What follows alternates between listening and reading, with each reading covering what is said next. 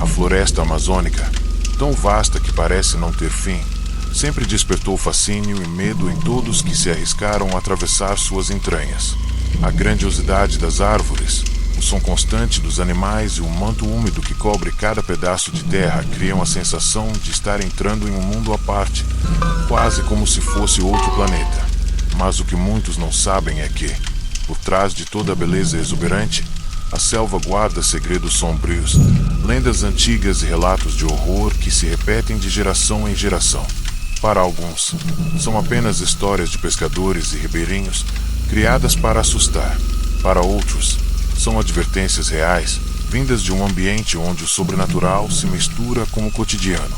E aqueles que ousam ignorar esses avisos, geralmente acabam se tornando protagonistas de seus próprios pesadelos. Esta é uma das histórias mais macabras sobre a Amazônia, uma narrativa que começa como uma simples viagem, mas que se transformou em uma experiência que nenhum dos envolvidos jamais esqueceu. Tudo começou com um grupo de jovens documentaristas que decidiram registrar a vida ribeirinha em uma região pouco explorada da floresta. Eles eram 4: Marina, uma bióloga apaixonada por animais silvestres; Lucas, o cinegrafista que acreditava que nada era mais assustador do que a própria miséria humana; Rafael, guia contratado para orientá-los nos caminhos da mata; e Júlia, a responsável por entrevistas e roteiro. A viagem prometia imagens espetaculares e um contato próximo com a cultura amazônica, mas logo ficou claro que aquele lugar guardava mais do que eles poderiam imaginar. Ao chegarem a uma pequena comunidade às margens de um rio caudaloso, foram recebidos com olhares desconfiados. Os moradores, de fala baixa e rostos cansados, pareciam carregar um fardo invisível. Foi ali que ouviram, pela primeira vez, sobre a presença de uma entidade que rondava a região. Um espírito que surgia nas noites de lua cheia, trazendo morte e desespero para quem ousasse desafiá-lo. Os mais velhos chamavam-no de o Vigia da Noite, uma sombra que caminhava pela mata observando cada passo de quem ali se aventurava. Diziam que aqueles que o viam tinham seus destinos selados, marcados para desaparecerem dentro da floresta. O guia Rafael, homem acostumado a lidar com o misticismo local, tentou ignorar os relatos, mas não conseguia esconder o desconforto. A cada menção ao vigia, sua expressão mudava, como se lembranças antigas voltassem à sua mente. Marina, sempre cética, acreditava que eram apenas histórias criadas para manter forasteiros afastados, mas não deixava de sentir um calafrio cada vez que o assunto surgia. A equipe decidiu não se deixar intimidar e seguiu com as gravações. Durante o dia, tudo parecia tranquilo, com entrevistas e imagens belíssimas do cotidiano da comunidade. Mas quando a noite caía, um silêncio sufocante tomava conta do lugar, e até mesmo os mais destemidos preferiam não sair de casa. Na terceira noite, o inesperado aconteceu. Enquanto revisavam as gravações dentro de uma cabana emprestada, Lucas percebeu algo estranho em uma das filmagens feitas durante o entardecer. Em meio às árvores, por trás de um pescador que falava sobre sua rotina, uma sombra alta parecia observá-los. A princípio, pensaram ser apenas um tronco retorcido, mas a silhueta tinha contornos humanos e parecia se mover levemente, como se respirasse. O mais perturbador foi notar que, em quadros seguintes, a figura desaparecia sem deixar rastros. Júlia, intrigada, mostrou o vídeo a alguns moradores, e a reação foi imediata. As mulheres começaram a rezar, e os homens se retiraram em silêncio, evitando até olhar para a tela. "Vocês não deviam ter filmado isso", disse uma senhora com os olhos marejados. "Agora ele sabe que vocês estão aqui." Naquela noite, pela primeira vez, o grupo sentiu medo real. O silêncio da selva parecia mais pesado do que nunca, e cada estalo entre as árvores fazia o coração disparar. Rafael, inquieto, sugeriu que partissem ao amanhecer, mas Marina insistiu que ainda tinham muito a registrar. Foi então que ouviram os primeiros sinais. Um assobio longo e estridente ecoou pela mata, algo que não parecia vir de nenhum animal conhecido. O som vinha de todas as direções, como se a floresta inteira estivesse viva e consciente da presença deles. Lucas, curioso e inconsequente, saiu com a câmera na mão para tentar gravar o som, apesar dos protestos dos outros. Minutos depois, ele voltou pálido, dizendo ter visto uma figura parada na beira do rio, imóvel, como se esperasse por ele. A equipe passou o restante da madrugada acordada, rezando para que fosse apenas fruto da imaginação. Mas quando amanheceu, perceberam marcas de pés humanos na areia úmida da margem, impressões enormes que desapareciam abruptamente no meio da mata. Com o coração tomado pelo medo, decidiram encerrar as gravações e voltar para a cidade mais próxima.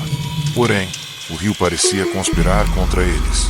O barco que usariam para sair apresentava problemas, e ninguém da comunidade se ofereceu para ajudar, como se o simples ato de acompanhá-los fosse perigoso demais. "Vocês já estão marcados", disse um pescador em voz baixa. "O vigia vai atrás de vocês até que ele decida quem deve ficar e quem pode ir." O grupo, agora em desespero, tentou remar por conta própria, mas o motor falhava a cada tentativa de partida. Foi quando Marina notou algo na água, uma mancha escura, movendo-se sob a superfície, acompanhando o barco em silêncio. Não era um peixe nem uma sombra comum, parecia ser a continuação daquele mesmo vulto que já haviam visto antes. A floresta, antes vibrante e fascinante, agora se transformava em um labirinto vivo, fechado sobre eles, e a sensação era de que, a cada segundo, alguém ou algo os observava com olhos invisíveis.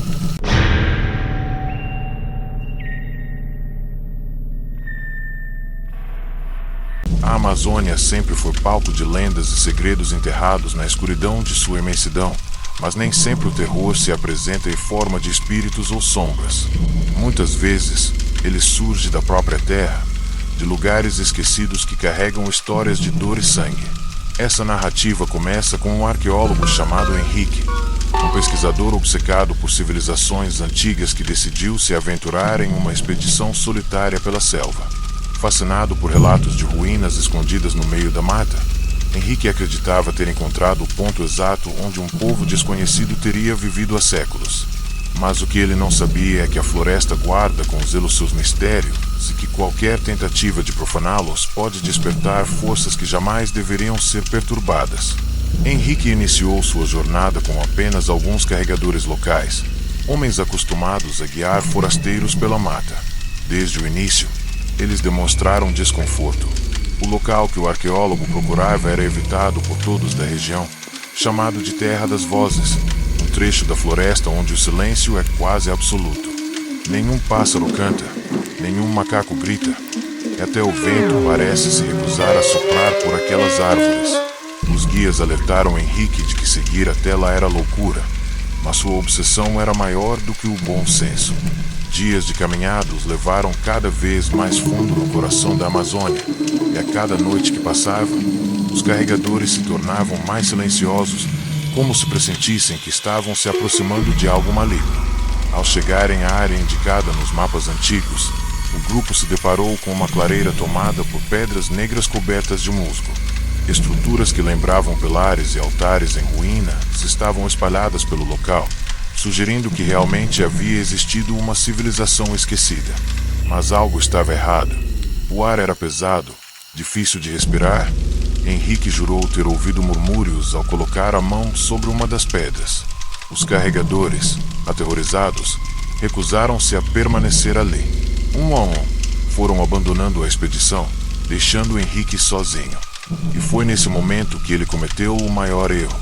Acampou bem no centro da clareira, decidido a registrar tudo em seu diário e em suas filmagens. O arqueólogo não sabia, mas naquele instante havia se tornado o alvo do que habitava o lugar.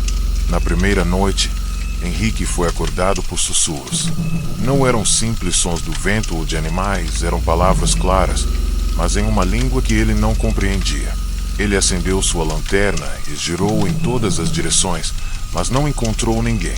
No entanto, quando olhou para as pedras, percebeu que as sombras pareciam se mover, projetando formas humanas que se contorciam como se estivessem presas dentro da rocha.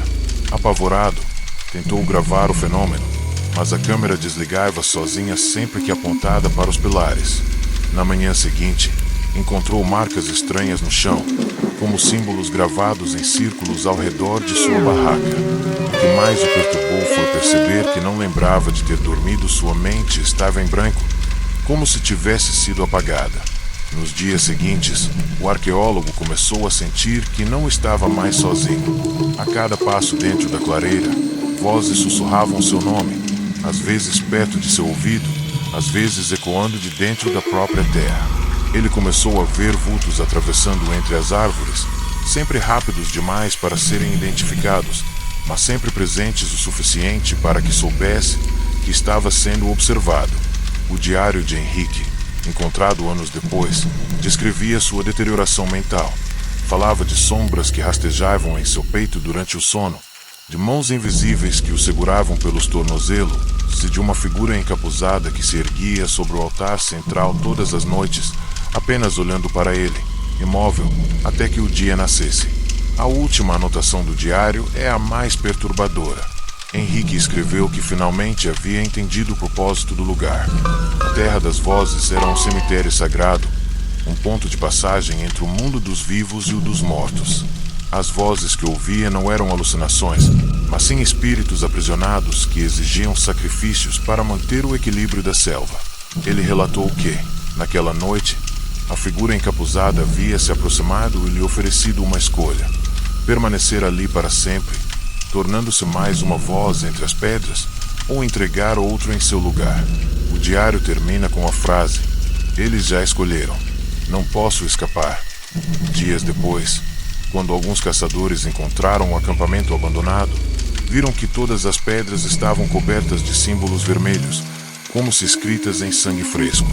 O corpo de Henrique jamais foi encontrado, e até hoje, quem passa por aquela região jura ouvir seu nome sussurrado no vento, implorando para que ninguém cometa o mesmo erro que ele.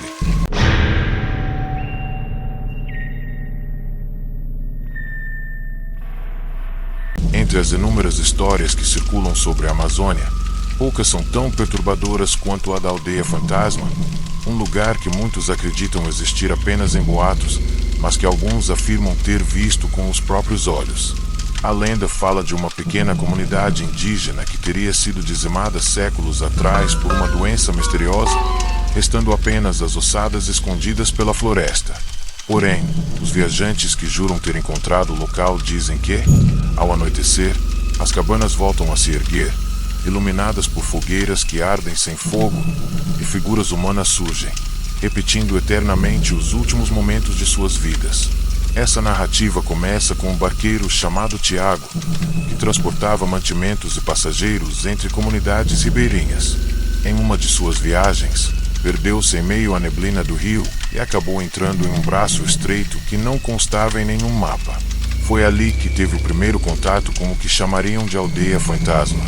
Tiago navegava havia horas quando percebeu que o silêncio era anormal. Nenhum pássaro, nenhum sapo, nada. O motor parecia mais alto do que nunca, ecoando entre as árvores. Ao virar uma curva do rio, ele avistou pequenas cabanas feitas de palha, dispostas à beira da água. Havia figuras humanas sentadas perto das fogueiras, mas algo estava errado. Não se moviam, não piscavam, apenas permaneciam imóveis como se fossem esculturas. Pensando tratar-se de uma aldeia isolada, Tiago reduziu a velocidade e acenou, mas ninguém respondeu. O vento levantou uma das portas de palha. Nesse instante, ele viu algo que o fez gelar. Dentro da cabana, havia esqueletos sentados ao redor de uma mesa, como se a morte os tivesse pego no meio de uma refeição. Quando voltou o olhar para as fogueiras, as figuras paradas já não estavam mais lá. Assustado, o barqueiro acelerou o motor, mas o rio parecia se estender sem fim, como se estivesse preso em um ciclo que o obrigava a passar pela mesma cena repetidas vezes. 3 vezes avistou as cabanas, sempre com as mesmas fogueiras, sempre com os mesmos vultos imóveis. Na 4ª vez, decidiu não olhar para as figuras, mantendo os olhos fixos na água. Foi então que ouviu vozes chamando seu nome, vozes que vinham de todos os lados. Elas soavam familiares, como se fossem parentes mortos há anos. Tiago cobriu os ouvidos, mas os sussurros penetravam em sua mente, trazendo lembranças dolorosas e imagens que ele jamais quisera rever. Sentia-se puxado por algo invisível que queria obrigá-lo a atracar e se juntar àquela comunidade de sombras. Na manhã seguinte, já exausto e quase delirando, Tiago conseguiu sair daquele braço de rio e retornar à rota principal. Porém, ao atracar em uma vila próxima, os moradores perceberam algo estranho em seu barco. Marcas vermelhas gravadas na madeira, símbolos desconhecidos que pareciam arder sob a luz do sol. Ao ser questionado, ele jurou que não havia tocado em nada, mas durante as semanas seguintes começou a definhar. Não dormia, pois dizia ouvir todas as noites o som das fogueiras e das vozes o chamando para voltar. Às vezes, era encontrado parado no porto, encarando a água, como se esperasse que algo surgisse do rio. Seu estado piorou até que, numa madrugada, desapareceu sem deixar rastros. No barco, encontraram apenas seu chapéu e as mesmas marcas vermelhas, agora espalhadas pelo convés como se algo tivesse emergido da escuridão para buscá-lo. Alguns anos depois, outros viajantes relataram a mesma experiência. Todos descrevem o mesmo cenário: cabanas intactas, fogueiras acesas, vultos imóveis. Mas há detalhes que variam, como se cada um fosse confrontado com seus próprios medos. Um pescador disse ter visto a própria mãe falecida acenando para ele dentro da aldeia. Outro garantiu que viu crianças brincando à beira da água, indo em silêncio, mas quando se aproximou, percebeu que eram apenas esqueletos em decomposição. O que mais assusta nesses relatos é a coincidência. Todos juram que, após o encontro, passaram a ouvir vozes durante a noite, chamando-os para voltar. E muitos deles desapareceram em circunstâncias misteriosas, sempre próximos aos rios que cortam a floresta. Hoje, o mito da aldeia fantasma é conhecido entre os ribeirinhos como um aviso: jamais siga por braços de rio que não conhece, especialmente quando a neblina encobre a visão. Dizem que a cada lua cheia, a aldeia reaparece para capturar novos visitantes e expandir sua coleção de almas presas entre este mundo e o outro. Alguns acreditam que se trata de um castigo divino por alguma maldição antiga. Outros afirmam que é apenas mais uma face da própria floresta, que nunca perdoa os que ousam se aventurar demais em seus domínios. Mas todos concordam em uma coisa: quem encontra a aldeia fantasma nunca mais é o mesmo, seja porque desaparece sem deixar rastros, seja porque volta trazendo consigo o peso de um segredo que a Amazônia insiste em proteger a qualquer custo.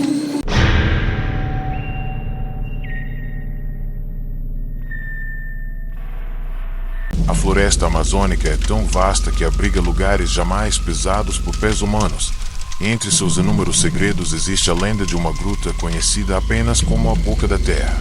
Os moradores das comunidades ribeirinhas dizem que essa caverna se abre apenas em determinadas épocas do ano, engolindo aqueles que ousam se aproximar. Muitos acreditam que ela seja a entrada para um mundo subterrâneo habitado por seres que não pertencem à nossa realidade. Outros afirmam que a gruta é, na verdade, um cemitério indígena antigo, onde os espíritos dos guerreiros se levantam para proteger seu território.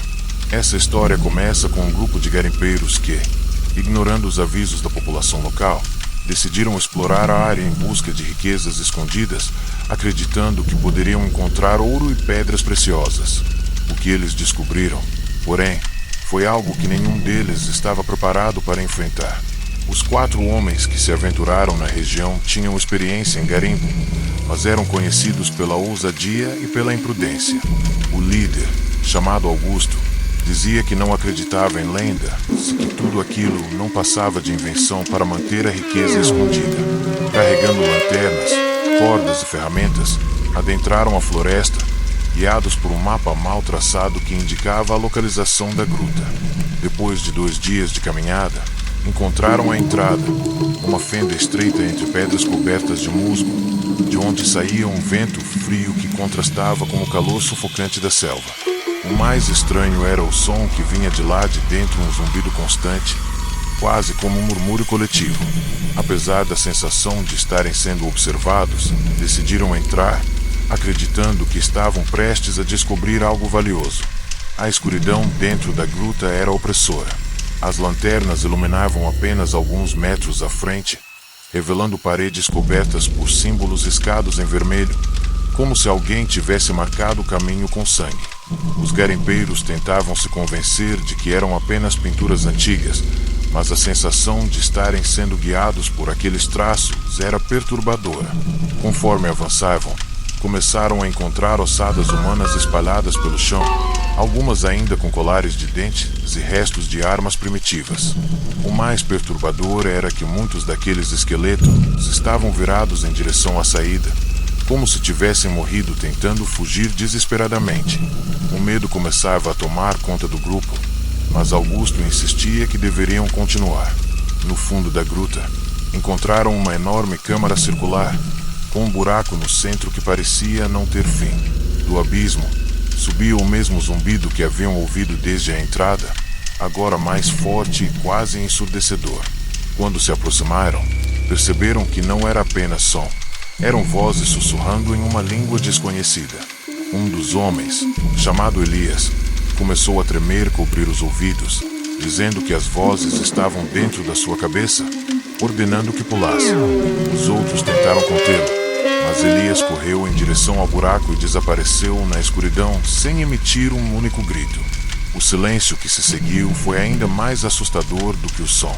Os sobreviventes, em pânico, decidiram fugir, mas logo perceberam que os símbolos nas paredes haviam mudado de posição, como se a gruta estivesse viva e reorganizando seus caminhos para aprisioná-los. Desesperados, começaram a correr em qualquer direção, mas a gruta parecia se expandir, criando passagens que antes não existiam e fechando outras que tinham acabado de atravessar. As lanternas começaram a falhar, e cada vez que a luz piscava, eles viam vultos parados ao redor, figuras esqueléticas que observavam em silêncio, esperando. Em determinado momento, restaram apenas Augusto e um garimpeiro chamado Juan. Os dois alcançaram novamente a entrada, mas quando olharam para trás, viram Elias parado à distância, o mesmo que havia saltado no abismo.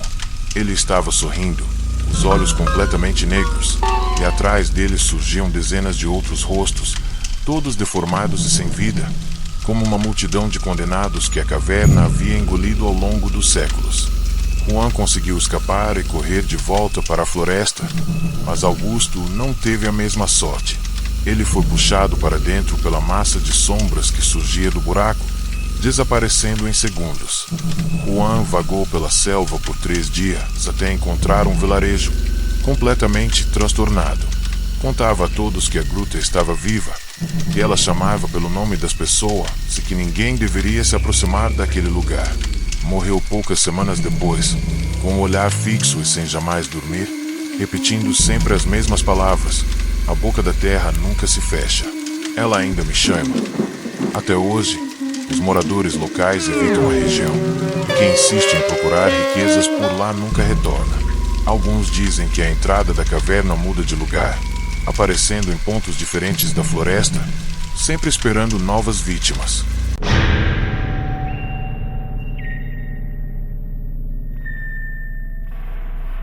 Em meio à vastidão da Amazônia, há um trecho de rio que os ribeirinhos chamam de Água Morta. Não aparece em mapas, tampouco é mencionado em guias oficiais, mas todos da região sabem que ele existe e evitam atravessá-lo a qualquer custo. Dizem que suas águas são enganosamente calmas, refletindo o céu como um espelho, mas escondendo algo sombrio em suas profundezas. A lenda conta que embarcações inteiras desapareceram ali sem deixar rastros, como se o rio tivesse engolido homens e madeira em silêncio absoluto. Essa história começa com um grupo de estudantes universitários que viajava em busca de espécies aquáticas raras. Eles tinham ouvido falar das estranhezas do lugar, mas acreditavam que se tratava apenas de superstição popular.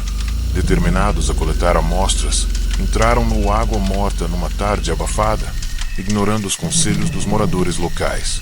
No início, tudo parecia tranquilo. O barco deslizava suavemente e a paisagem refletida na água criava uma beleza hipnótica. Mas logo começaram a perceber que não havia sinais de vida ao redor. Nenhum peixe saltava, nenhuma ave sobrevoava. O ar estava pesado demais para ser natural. Clara, a líder da expedição, tentou acalmar os colegas, explicando que poderiam estar em uma área com baixa oxigenação, o que afastaria os animais. Mas quanto mais avançavam, mais a sensação de serem observados aumentava.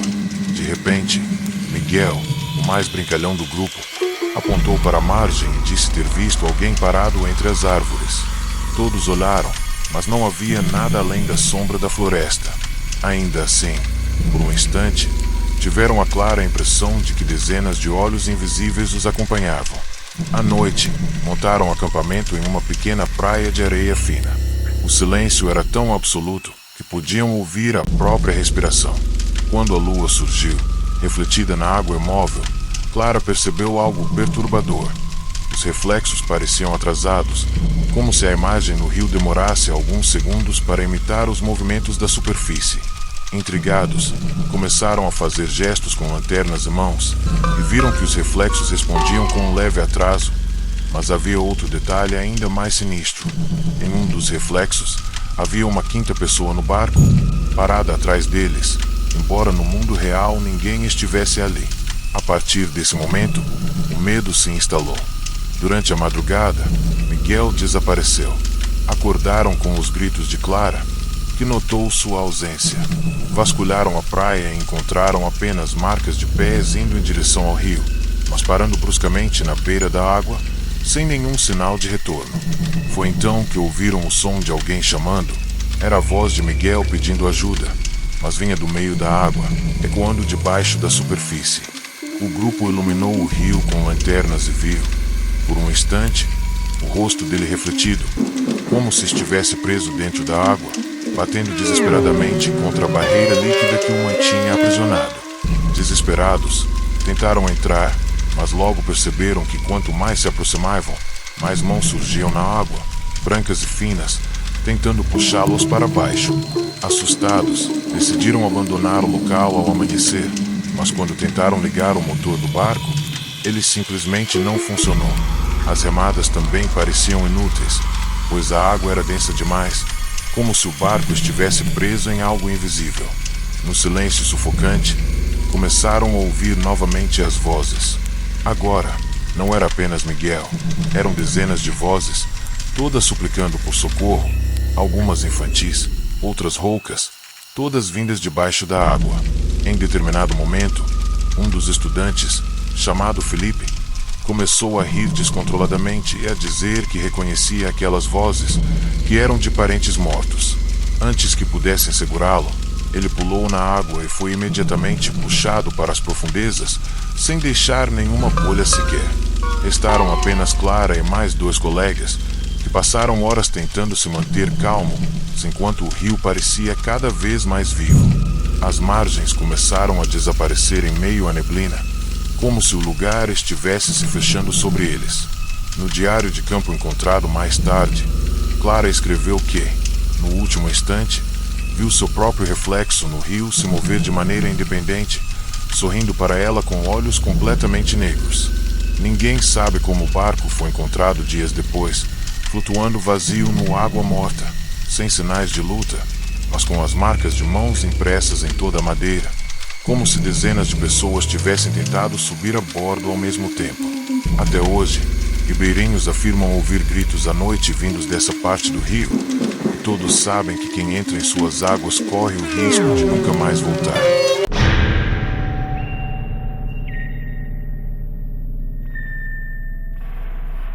No coração da Amazônia, escondido entre árvores gigantescas e uma névoa constante, havia um antigo hospital abandonado que fora erguido nos anos 40, durante uma época em que surtos de malária devastavam comunidades inteiras. A estrutura de madeira e alvenaria resistia firme ao tempo, mas sua aparência era tomada por cipós, raízes e janelas quebradas. Nativos da região evitavam falar sobre aquele lugar, acreditando que o hospital guardava mais do que histórias de sofrimento e mortes. Pescadores relatavam ouvir choros infantis saindo de dentro das paredes, e viajantes afirmavam ver luzes se acendendo sozinhas nas janelas, mesmo não havendo energia elétrica na região há décadas. Poucos ousavam se aproximar, e os que entravam raramente permaneciam mais do que alguns minutos antes de fugir aterrorizados. Certa vez, um grupo de jovens pesquisadores decidiu explorar o hospital para registrar imagens inéditas. Armados com lanternas, câmeras e coragem, eles entraram pela porta principal, que rangeu como se gritasse em protesto. O ar lá dentro era sufocante, carregado de mofo e um cheiro metálico que lembrava sangue seco. Corredores estreitos se estendiam diante deles, repletos de portas que levavam a antigos quartos de pacientes. As paredes estavam cobertas de manchas escuras e desenhos estranhos feitos com carvão, que pareciam representar figuras humanas contorcidas em agonia. Enquanto avançavam, os jovens começaram a ouvir passos acompanhando o grupo, mas sempre atrás deles, mesmo quando verificavam, não havia ninguém.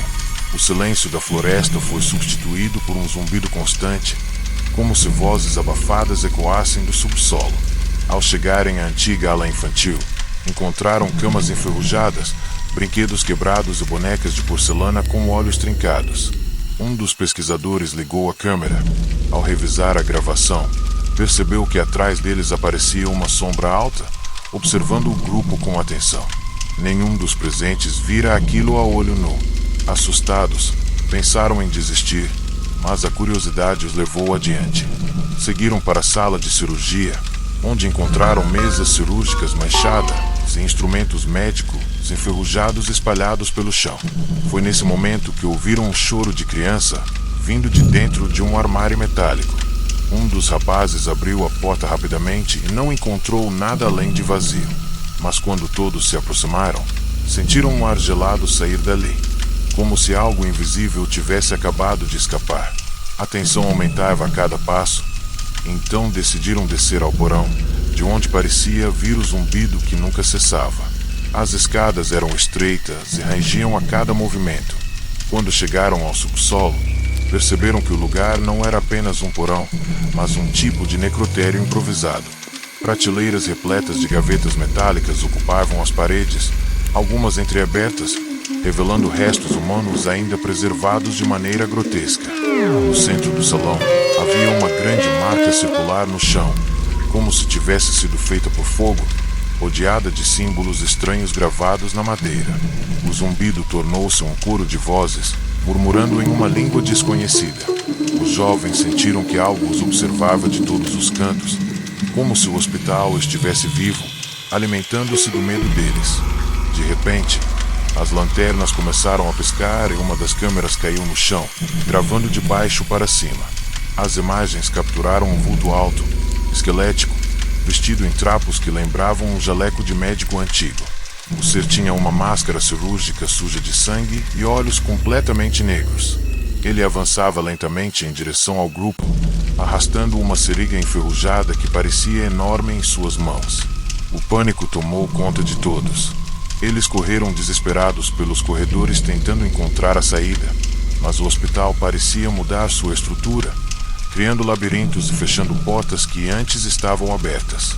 Gritos ecoavam por todos os lados, misturados ao choro e às risadas de crianças que vinham de dentro das paredes. Apenas 2 jovens conseguiram sair do hospital, correndo sem olhar para trás até a beira do rio. Ao virarem para encarar a construção, perceberam que o hospital parecia intacto, silencioso, como se nada tivesse acontecido. Os outros nunca foram encontrados, e os sobreviventes jamais conseguiram contar exatamente o que aconteceu lá dentro sem serem tomados por crises de pavor.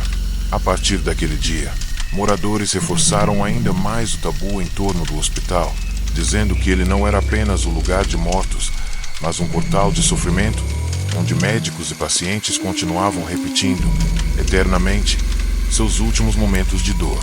Até hoje, quem navega pelo rio próximo garante ver luzes acendendo sozinhas no Hospital da Floresta, um convite sombrio para aqueles que ousam desafiar o silêncio da Amazônia.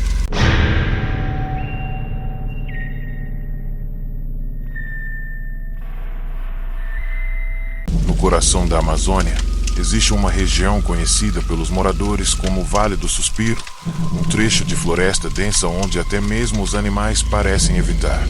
Segundo as lendas, quem se aventura ali após o pôr do sol escuta sussurros e suspiros que não pertencem a nenhum ser vivo. A história começa com Carolina, uma jovem pesquisadora de botânica que viajava com sua equipe para estudar espécies raras de plantas medicinais. Ignorando os alertas de ribeirinhos, decidiram acampar próximos ao vale para iniciar suas coletas ao amanhecer. O clima úmido e o cheiro intenso da vegetação os envolviam, mas algo estranho pairava no ar.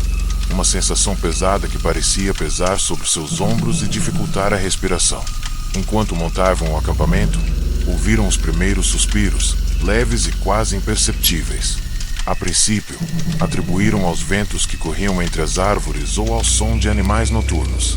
Porém, à medida que a noite avançava, os suspiros começaram a se intensificar, transformando-se em murmúrios que diziam palavras incompreensíveis, mas carregadas de um tom ameaçador.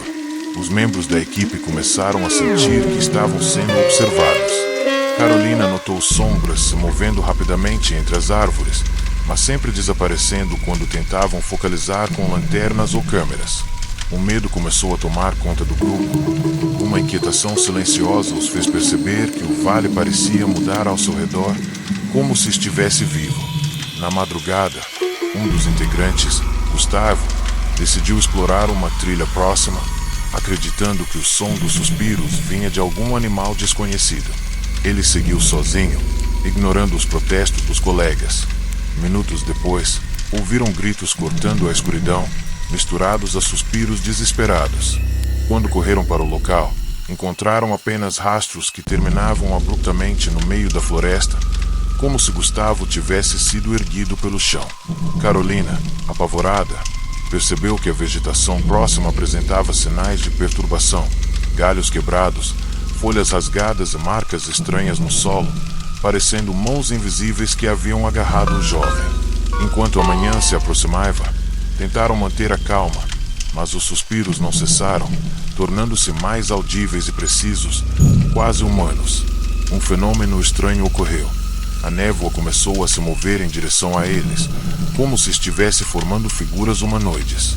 Carolina observou uma forma que lembrava Gustavo, parada entre a neblina, mas de maneira distorcida, com membros alongados e o rosto coberto por sombras. Quando tentaram se aproximar, a figura desapareceu, mas um suspiro intenso pareceu atravessar seus corpos, gelando-os da cabeça aos pés. A sensação era de que o vale estava devorando não apenas o corpo, mas a mente de quem ousasse permanecer ali. A equipe decidiu fugir, mas o caminho de volta estava coberto por uma estranha neblina que distorcia o som e a visão. Cada passo parecia levá-los de volta ao centro do vale, como se estivessem presos em um ciclo infinito. Carolina percebeu que os suspiros agora vinham de dentro de sua própria mente, imitando suas palavras e lembranças, causando confusão e desespero.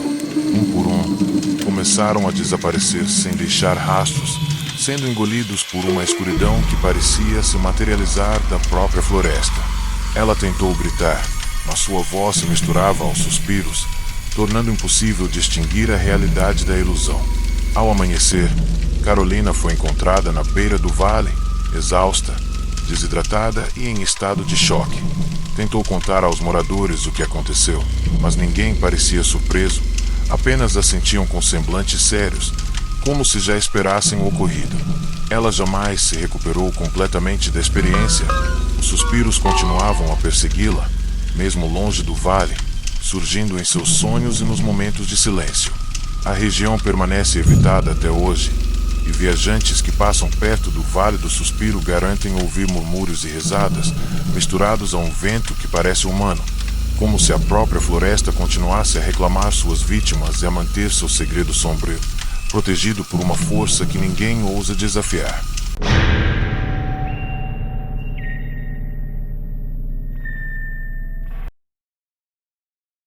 No coração da Amazônia, o Rio Negro esconde mistérios que nem mesmo os mais antigos ribeirinhos ousam contar.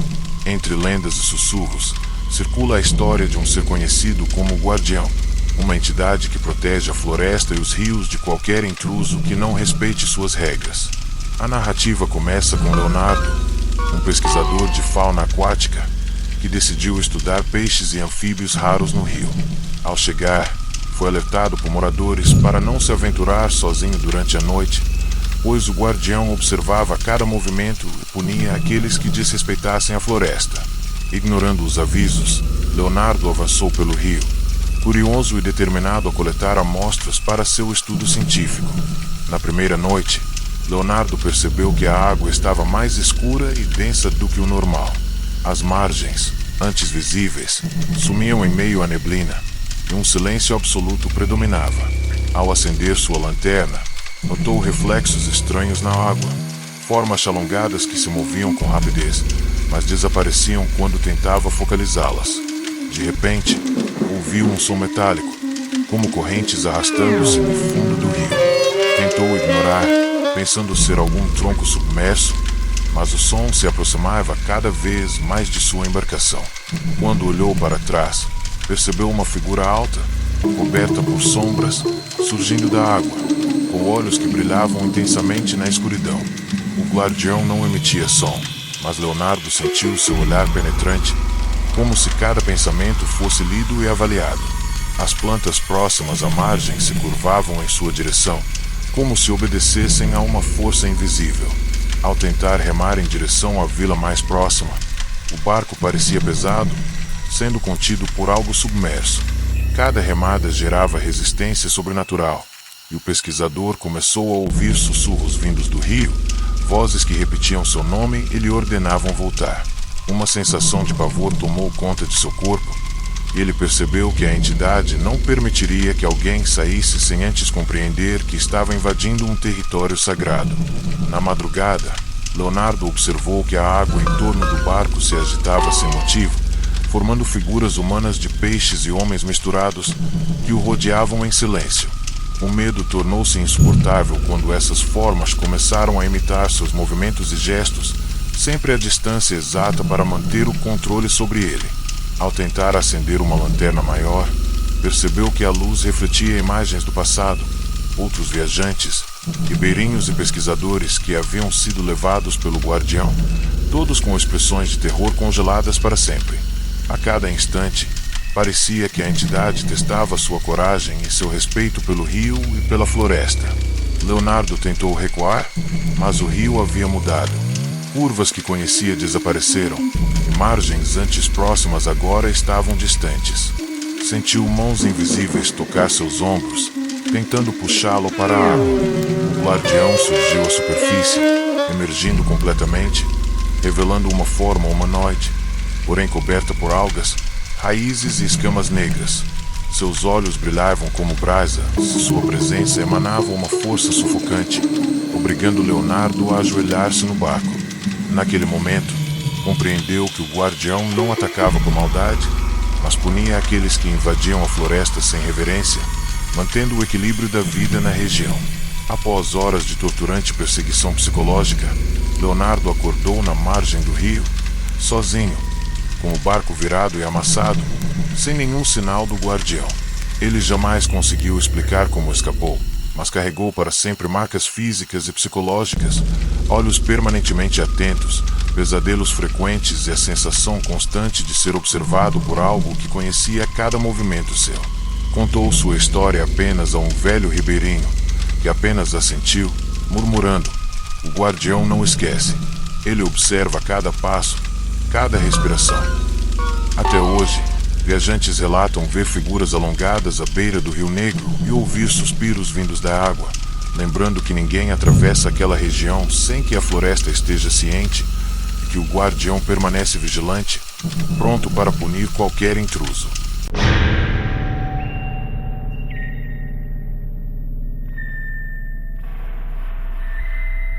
No meio do vasto rio Amazonas, há uma pequena ilha conhecida entre ribeirinhos como a Ilha dos Sussurros. Ninguém sabe exatamente quando recebeu esse nome, mas todas as histórias coincidem em uma coisa: quem pisa ali escuta vozes e sussurros que parecem vir de todos os lados, ao mesmo tempo que sente uma presença que observa cada movimento. A história começa com Mariana, uma fotógrafa aventureira, que desejava registrar imagens inéditas da fauna e flora da Amazônia. Ao ouvir relatos de pescadores sobre a ilha, decidiu organizar uma expedição, ignorando os alertas de que a região era mal assombrada. Movida pela curiosidade e pela busca de fama, Ela e sua pequena equipe atravessaram o rio numa canoa, acreditando que nada poderia acontecer a quem estava apenas para fotografar. Ao se aproximarem da ilha, a vegetação densa começou a emitir um cheiro forte e adocicado, quase hipnótico. Árvores retorcidas e galhos entrelaçados formavam uma barreira natural, tornando difícil distinguir trilhas ou caminhos seguros. Assim que pisaram no solo, um silêncio profundo caiu sobre o grupo, interrompido apenas pelo barulho de passos cautelosos. Mariana ouviu um leve sussurro atrás de si, mas ao se virar, não havia ninguém. Aos poucos, os murmúrios aumentaram, parecendo repetir palavras antigas e fragmentadas em línguas indígenas esquecidas. A sensação de estarem sendo observados tornou-se quase física, como se dedos invisíveis percorressem suas costas e nuca. Enquanto exploravam a ilha, encontraram pequenas cabanas abandonadas, cobertas por musgo e teias de aranha, algumas com restos de utensílios antigos e ossadas espalhadas pelo chão. Em uma delas, Mariana percebeu símbolos riscados nas paredes que lembravam figuras humanas com olhos enormes e bocas abertas em gritos silenciosos. Um dos integrantes, Lucas, tentou fotografar os desenhos, mas a câmera falhou misteriosamente, mostrando apenas a imagem de uma mão negra que parecia agarrar o lente. O grupo começou a perceber que algo sobrenatural estava presente e que a ilha não apenas guardava os restos de antigos habitantes, mas também uma consciência própria, capaz de manipular o espaço e o tempo para confundir os intrusos. Quando a noite caiu, os sussurros se transformaram em vozes claras, chamando pelos nomes dos visitantes e relatando fatos íntimos de suas vidas, coisas que ninguém poderia saber. Mariana sentiu seu coração disparar quando percebeu que algumas das vozes imitavam entes queridos mortos, tentando atraí-la para o interior da floresta. Cada passo que davam parecia levá-los em círculos. A ilha parecia reconfigurar-se, mudando o posicionamento das árvores e das trilhas. Um vento gelado carregava risadas abafadas, choros de crianças, enquanto sombras alongadas surgiam entre os troncos, apenas para desaparecer quando tentavam se aproximar. Em certo momento, encontraram um antigo altar de pedra coberto por musgo e símbolos estranhos. No centro, havia um poço profundo, do qual saíam os sussurros mais intensos. Mariana se aproximou, e então viu reflexos distorcidos de sua própria equipe no fundo da água, seus rostos completamente negros, seus olhos esbugalhados, em expressões de horror eterno. Antes que pudesse reagir, algo puxou sua mão, e ela caiu quase de ponta na água. Por um instante, sentiu-se afundar num abismo escuro, ouvindo vozes em coro sussurrando promessas de dor eterna. Conseguindo se erguer, correu desesperada, percebendo que a ilha parecia engolir qualquer tentativa de fuga. Quando finalmente alcançaram a margem e retornaram ao rio, Mariana e seu grupo notaram que algo havia mudado. A ilha desapareceu parcialmente sob a neblina, como se nunca tivesse existido de fato. As vozes cessaram, mas a lembrança do que ouviram e viram permanecia viva e insuportável. Mariana jamais conseguiu dormir sem ouvir sussurros vindo do silêncio, e a experiência a marcou para sempre, fazendo-a acreditar que a ilha ainda observa o rio, que qualquer novo visitante está destinado a se tornar parte das vozes aprisionadas. Até hoje, moradores locais evitam atravessar para a ilha e afirmam que quem ousa pisá-la raramente retorna. Se retorna, traz consigo o peso de um segredo que a Amazônia insiste em proteger com ferocidade sobrenatural.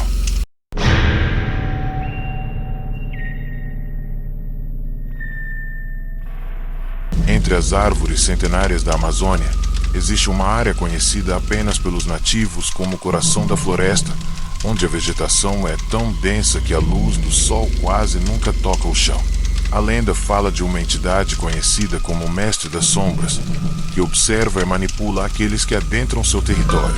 A narrativa começa com Tiago, um jovem botânico que estudava plantas raras, acompanhado por 2 colegas.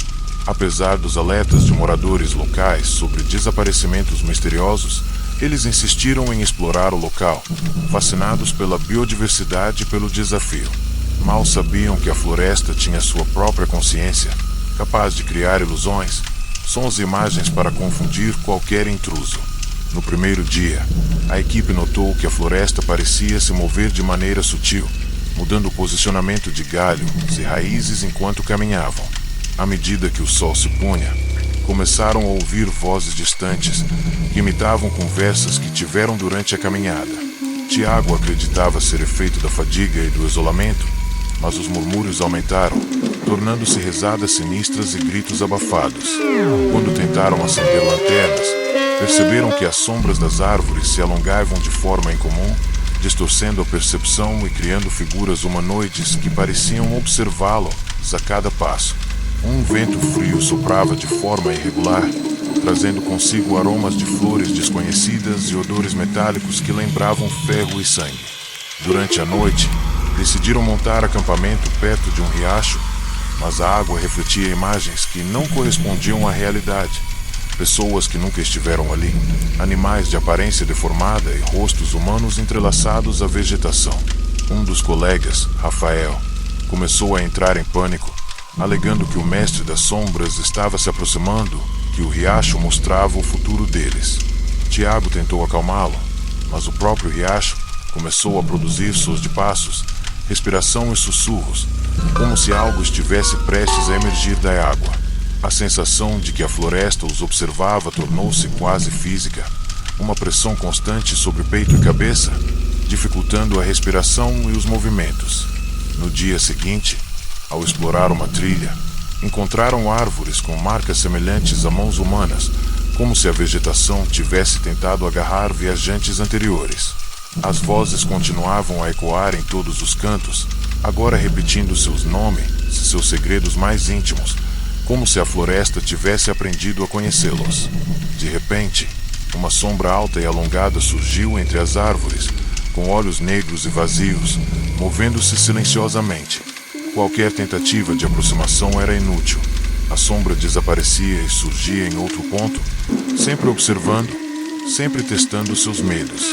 Tiago percebeu que cada movimento em falso provocava uma reação da entidade, criando ilusões mais fortes e manipulando a realidade à vontade. Quando a noite caiu novamente, os jovens decidiram retornar, mas descobriram que a trilha que haviam seguido desaparecera. Caminhar em linha reta tornava-se impossível, pois a floresta criava passagens falsas, confundindo os sentidos. Vozes familiares chamavam-nos, algumas imitando entes queridos mortos, outras reproduzindo instruções que jamais deram. Rafael foi o primeiro a desaparecer. Enquanto tentava seguir uma voz que acreditava ser de sua mãe, foi puxado para dentro da escuridão, gritando, mas ninguém conseguiu alcançá-lo. A sensação de isolamento tornou-se extrema. Tiago e o último colega perceberam que o mestre das sombras não os deixaria sair sem ensinar a lição de respeito à floresta. Somente Tiago conseguiu escapar, mas ao emergir na beira de um rio que cortava a floresta, percebeu que havia mudado. Seu corpo estava exausto, sua mente traumatizada, e ele começou a ouvir sussurros até fora da floresta, indicando que parte do mestre das sombras ainda o seguia. Nos dias seguintes, tentou contar sua história, mas moradores antigos apenas assentiram, conhecendo bem o destino de quem se aventura no coração da floresta sem reverência. Até hoje, viajantes afirmam ouvir vozes distantes e ver sombras alongadas entre as árvores, lembrando que a Amazônia não é apenas um território de vida e beleza, mas o lugar onde forças invisíveis protegem seu coração, e aqueles que desrespeitam a floresta podem se tornar parte eterna de seu segredo sombrio.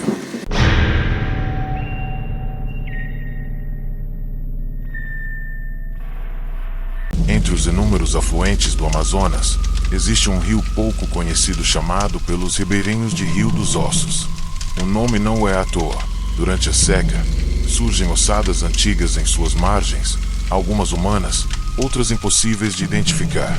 A lenda local diz que o rio não aceita ser navegado à noite, pois nele habita uma entidade conhecida como a Guardiã Afogada, espírito de uma mulher que morreu injustiçada e amaldiçoou suas águas. Nossos protagonistas, dois pescadores experientes chamados Caio e Janderson, decidiram remar durante a madrugada em busca de peixes raros, desafiando os avisos da comunidade. O que parecia uma pescaria lucrativa se tornaria um pesadelo que jamais conseguiram esquecer. O silêncio da floresta ao redor já era opressor, Mas o que realmente chamava atenção era a forma como o rio parecia respirar. A corrente ficava mais lenta, depois mais forte, como se tivesse vontade própria. De repente, a rede lançada por Janderson ficou pesada demais, exigindo força descomunal para ser puxada. Quando finalmente conseguiram erguer, não havia peixe algum, mas sim uma caveira coberta por lodo e cabelos longos e enredados. Eles jogaram de volta, mas a caveira parecia ter grudado no barco, escorrendo água e deixando um cheiro de podridão. Ao mesmo tempo, sons de lamentos femininos ecoaram pela superfície da água, tornando impossível distinguir se vinham do rio ou de dentro da mente deles. Enquanto tentavam se recompor, o barco começou a girar lentamente, como se fosse puxado para o centro do rio. A lua refletia na água e mostrava dezenas de rostos pálidos submersos, como se cadáveres aguardassem apenas o momento de emergir. Caio tentou remar, mas o remo se quebrou ao atingir algo sólido, mesmo em uma área profunda. Do nada, mãos esqueléticas começaram a surgir, agarrando a lateral do barco, tentando escalá-lo. Cada mão que surgia era acompanhada por gritos abafados e bolhas que subiam à superfície. O desespero tomou conta quando perceberam que estavam cercados e que o rio inteiro parecia ser formado por corpos, ossos e almas presas. A guardiã afogada finalmente se revelou, uma figura feminina de cabelos negros longuíssimos, pele azulada e olhos brancos como a lua. Ela emergiu lentamente, sem fazer ondas, apenas erguendo-se da água até ficar na altura do barco. Seus braços estavam cheios de algas, mas suas unhas eram afiadas como garras. Sem mover os lábios, comunicava-se diretamente na mente deles, acusando-os de profanar suas águas. Caio, tomado pelo pavor, se ajoelhou e pediu perdão, mas Janderson, em negação, tentou atacá-la com uma faca. O resultado foi imediato. Mãos invisíveis o arrastaram para dentro da água, e seu grito ecoou até sumir, substituído pelo som de bolhas. Caio, agora sozinho, chorava desesperado, suplicando pela própria vida. A guardiã, porém, aproximou-se e encostou a mão gelada em sua testa. Nesse instante, ele teve visões perturbadoras. A mulher fora uma jovem acusada de bruxaria décadas atrás, afogada pela própria comunidade. Desde então, amaldiçoara o rio, tornando sua morada e prisão eterna. Caio viu centenas de almas de outros pescadores que haviam ousado navegar ali, todos eternamente presos, incapazes de sair das águas. A visão foi tão intensa que ele desmaiou, e o barco seguiu à deriva, guiado pela corrente sombria. Quando amanheceu, o barco foi encontrado encalhado na margem por outros pescadores, mas Caio estava sozinho, em choque, com os olhos fixos e incapaz de falar. Passaram-se semanas até que recuperasse parte da fala, mas jamais conseguiu explicar completamente o que viu. Apenas repetia que o rio respira e chama pelo seu nome. Até hoje, moradores ribeirinhos juram ouvir lamentos vindos do rio dos ossos durante a noite, e aqueles que ousam se aventurar nessas águas escuras desaparecem sem deixar rastros, alimentando ainda mais a lenda da guardiã afogada, dona das correntes e colecionadora de almas.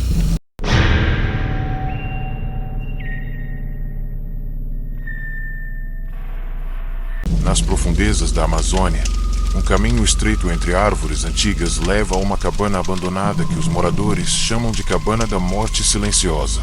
Reza a lenda que qualquer um que entre lá não sairá vivo ou retornará completamente transformado, dominado por uma presença invisível que consome a mente e o corpo.